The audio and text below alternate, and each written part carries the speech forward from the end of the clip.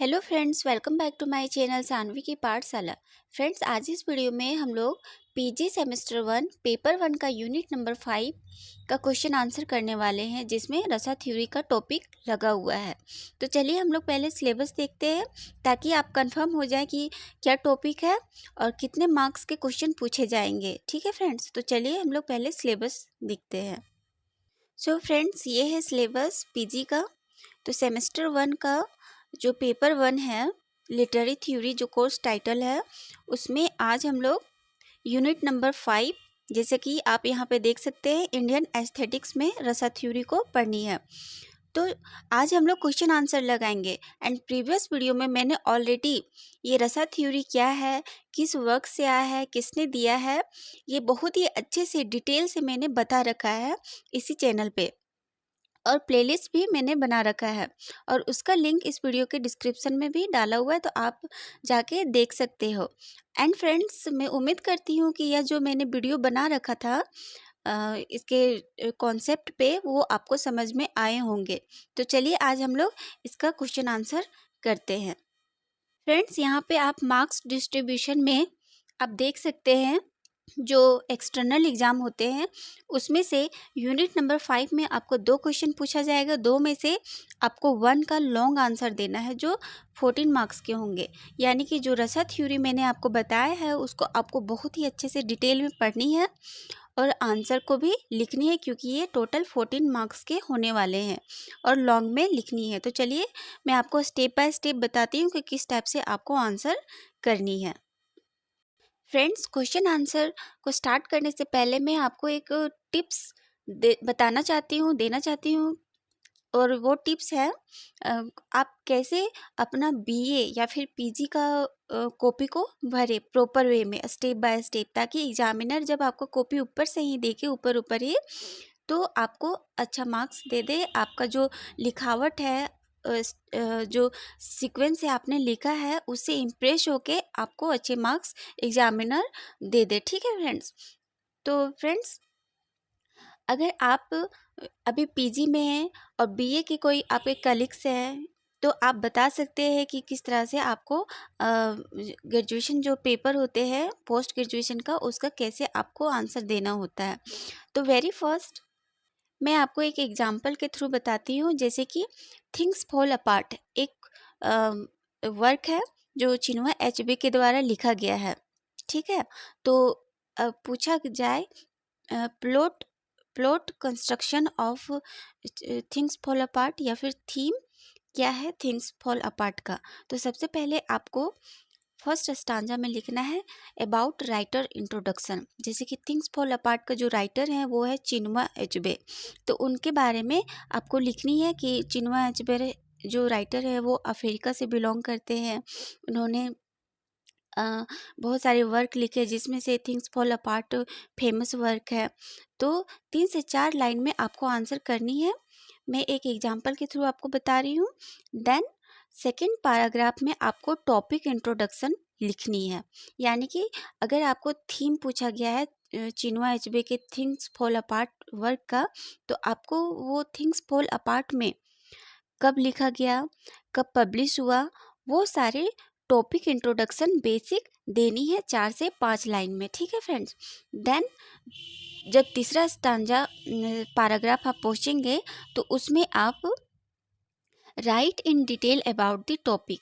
तो अगर आपका चिन्ह एचबे में थीम पे बेस्ड या फिर प्लॉट पे बेस्ड क्वेश्चन पूछा गया है, तो आपको अगर थीम पूछा गया है, तो उस नॉवेल में, उस वर्क में क्या है उसके बारे में बतानी है। उस प्ले में क्या लिखा हुआ है थिंग्स फॉल अपार्ट में, उसके बारे में लिखनी होगी।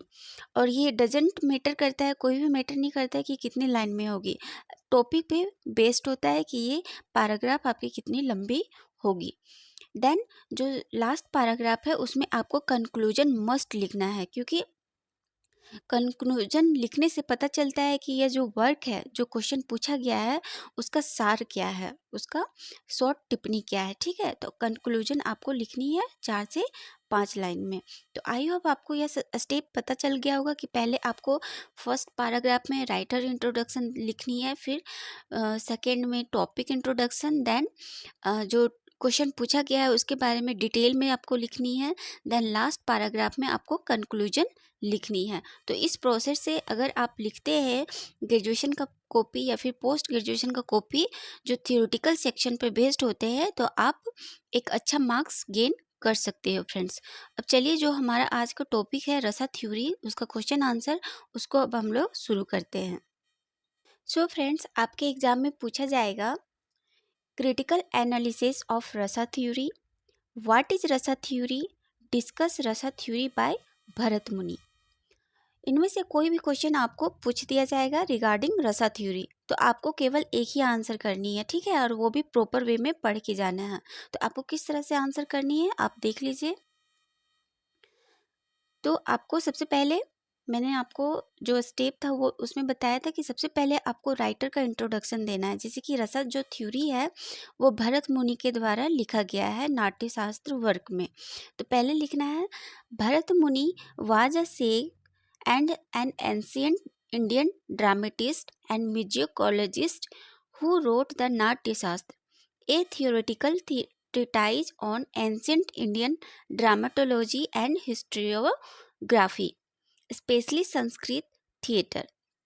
Bharat Muni is considered the father of Indian theatrical art form. मतलब यहाँ पे आपको भरत मुनि के द्वारा भरत मुनि के बारे में बताना है कि वो एक एंशियंट सेग थे, साधु थे, और साथ में ड्रामेटिस्ट भी थे, इंडियन ड्रामेटिस्ट थे, और अपना जो वर्क था वो संस्कृत फॉर्म में लिखते थे ड्रामा के थ्रू स्टेज में परफॉर्म करने के पर्पज से भी। और जो भरत मुनि है वो कंसिडर किए जाते हैं father of Indian theoretical art form के लिए, ठीक है। तो अबाउट भरत मुनि आपको फर्स्ट पारा में लिखना है। देन सेकंड पारा में आपको लिखनी है टॉपिक इंट्रोडक्शन। मतलब in Natya Shastra which is written by Bharat Muni around 500 BC in Sanskrit language in 6000 couplets and 36 chapter. In chapter 6, Bharat Muni gives rasa theory, which literally means juice, essence, or taste. It is a concept in Indian art denoting the aesthetics flavor of any visual, literary, or musical work that evokes an emotion or feeling in the readers and audience but cannot be described. तो second paragraph में आपको लिखना है कि जो ये नाट्य शास्त्र वर्क है वो भरत मुनि के द्वारा लिखा गया है 500 BC में संस्कृत लैंग्वेज में 36 चैप्टर में। ओके, एंड जो चैप्टर 6 है 36 चैप्टर में से उसमें जो चैप्टर 6 है, चैप्टर 6 में रसा थ्योरी को भरत मुनि ने प्रपोज किया था, जिसका मतलब होता है जूस, इसेंस और टेस्ट। और ये जो रसा थ्योरी है वो ऑडियंस को, रीडर्स को एक एस्थेटिक्स फ्लेवर देता है जब वो ऑडियंस उस थिएटर, उस ड्रामा को देखते हैं या फिर पढ़ते हैं, ठीक है। देन आपको थर्ड पैराग्राफ में लिखना है rasa are created by bhava, emotional tendency in a work or drama and it has 3 types which is given below. मतलब फ्रेंड्स, ये जो रसा थ्योरी है वो भाव से क्रिएट होते हैं। दैट मीन्स जब ऑडियंस के अंदर भाव, इमोशनल टेंडेंसी इवोक्ट होती है, क्रिएट होती है, तब रसा थ्योरी जाके बनती है। और ये जो भाव है वो 3 प्रकार से किसी भी ऑडियंस या रीडर्स के मन में इवोक्ट हो सकते हैं, क्रिएट हो सकते हैं। जैसे कि पहला जो भाव है वो है विभावा, अनुभवा एंड वावि विचारा। जब ये तीनों भाव मिलते हैं तो रस क्रिएट होता है किसी भी वर्क में। देन आपको लिखनी है द रसा theory has a dedicated section chapter 6 in the Sanskrit text नाट्य शास्त्र N ancient text on the art from the first BCE attributed to Bharat Muni, and in chapter 6 the he established the 8 rasas, and according to Bharat Muni each rasas has presiding deity and a specific color which is given below. And आपको लिखनी है कि ये जो रसा theory है वो नाट्य शास्त्र वर्ग में चैप्टर नंबर 6 में दिया गया है और भरत मुनि ने चैप्टर 6 में ही रसा से रिलेटेड 8 रसाज को बताया है, जो अलग अलग गॉड को डिनोट करती है, अलग अलग कलर को डिनोट करती है, जैसे कि यहाँ पे दिया गया है। तो सबसे पहले उन्होंने सिग्रीकेटेड करके बताया है रसा, भावा, गॉड एंड कलर। तो सबसे पहले उन्होंने जो रस थ्योरी दी है, रसा बताया है, वो है श्रृंगार रसा। यानी कि जब कोई ऑडियंस श्रृंगार रसा का कोई ड्रामा देखता है या पढ़ता है तो उनके मन में जो इमोशनल टेंडेंसी क्रिएट होती है, भाव क्रिएट होती है, वो इरोटिक की होती है। यानी कि रोमांस और लव का भाव क्रिएट होता है ऑडियंस के मन में या फिर रीडर्स के मन में। और इनके जो गॉड है वो है विष्णु एंड इनका जो कलर है लाइट ग्रीन। ठीक उसी प्रकार इन्होंने दूसरा जो रस बताया है वो है हास्य रस।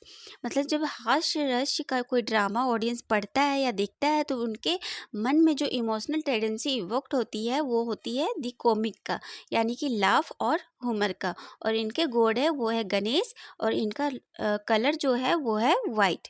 देन तीसरा जो रस है वो है करुणा। करुणा ड्रामा को देख के या फिर पढ़ के ऑडियंस के मन में जो इमोशनल टेंडेंसी जो क्रिएट होती है, इवोक्ट होती है, वो है कंपैशन का, सैडनेस का। और इनके जो गॉड है वो है शिव एंड कलर है एस या फिर ग्रे। देन जो चौथा जो रसा है जो इन्होंने दिया है वो है रुद्र का, जो इमोशनल टेंडेंसी क्रिएट करती है एंगर का। एंड इनका जो गॉड है वो है रुद्र एंड कलर है वो है रेड। आई होप यहाँ तक आपको क्लियर होंगे फ्रेंड्स। देन जो पांचवा रस है वो है वीरा का, जिसका इमोशनल टेंडेंसी क्रिएट होता है ऑडियंस के मन में द हीरोइक का, वलर का। और इनके जो गॉड है वो देवराज इंद्र एंड इनका जो कलर है वो है लाइट ऑरेंज। देन जो छठा जो रसा है फ्रेंड्स वो है विवत्सा, जिनके इमोशनल टेंडेंसी जो क्रिएट होता है वो है डिस्गस्ट का। और इनके जो गॉड है वो है ब्रह्मा और कलर है ब्लू। ठीक है। देन जो सेवेंथ रसाज है जो भरत मुनि के द्वारा दिया गया है वो है भयानका, जिसका इमोशनल टेंडेंसी क्रिएट होता है हॉरिबल का, फियर का एंड हॉरर का। और इनके जो गॉड है वो है काली एंड इनका जो कलर है वो है ब्लैक। देन जो आठवां जो रसा है वो है अद्भुत का, जिसका इमोशनल टेंडेंसी क्रिएट होता है रीडर्स और ऑडियंस के मन में वंडर का, अमेजमेंट का। और इनके गॉड है ब्रह्मा एंड इनका कलर है येलो। एंड फ्रेंड्स लास्ट में भरत मुनि ने एक और रसा को इसमें ऐड किया है बाद में, जो है शांत। जो शांत रसा है वो लास्ट 9th रसा है और इसका जो इमोशनल टेंडेंसी जो ऑडियंस के अंदर क्रिएट होती है वो है पीस का, मतलब शांति का। एंड इनके जो गॉड हैं वो शिव है एंड इनका जो कलर है वो वाइट है। तो इस प्रकार से इन्होंने 9 रसाज को दिए हैं। आपको सीक्वेंस में नहीं लेकिन आपको याद करनी है ये सारे रसाज एंड आपको एग्जाम में लिखनी है, then you get good marks. ठीक है। फिर लास्ट में जो कंक्लूजन वाला पार्ट में आपको लिखनी है, Thus, an Indian aesthetics, a rasa literary means juice, essence, or taste. Rasa theory is a concept in Indian arts that evoked an emotional or feeling in the readers or audience but cannot be described. तो last stanza में आपको conclusion part में वही रसा theory के बारे में थोड़ी सी बतानी है कि क्या है रसा थ्योरी, इमोशनल टेंडेंसी रीडर्स के मन में इवोक्ट करती है, वही थोड़ी सी आपको यहाँ पर डिस्क्राइब करके लिखनी है। तो ये तो मैंने अपने ओन वर्ड में लिखा है फ्रेंड्स, आप समझ लीजिए इस कॉन्सेप्ट को। जो मैंने प्रीवियस वीडियो में बनाया है, वीडियो बहुत ही अच्छे से मैंने मेहनत करके बनाई है, आप जरूर से देखें। देन आप अपना आंसर इसी फॉर्मेट में लिखें ताकि आप एक अच्छा मार्क्स गेन कर पाओ। ठीक है। So friends that's all about unit number 5 question answer series based on रसा थ्योरी। अब नेक्स्ट वीडियो में आपको कौन सा टॉपिक का क्वेश्चन आंसर या फिर कॉन्सेप्ट बेस्ड पीजी से रिलेटेड चाहिए तो आप कमेंट करना ज़रूर से, और यह वीडियो आपको पसंद आए तो लाइक शेयर एंड सब्सक्राइब जरूर से कीजिएगा। सो फ्रेंड्स, मिलते हैं नेक्स्ट वीडियो में। एंड फ्रेंड्स, यह जो नोट्स है टेलीग्राम चैनल सानवी की पाठशाला, जिसका लिंक इस वीडियो के डिस्क्रिप्शन में डाला हुआ है, तो आप वहां पे जाके जरूर से चेकआउट करें और यह PDF को प्राप्त कर ले, ताकि आपका बेनिफिट हो। ठीक है फ्रेंड्स, तो चलिए मिलते हैं नेक्स्ट वीडियो में। तब तक के लिए thank you, bye bye, take care.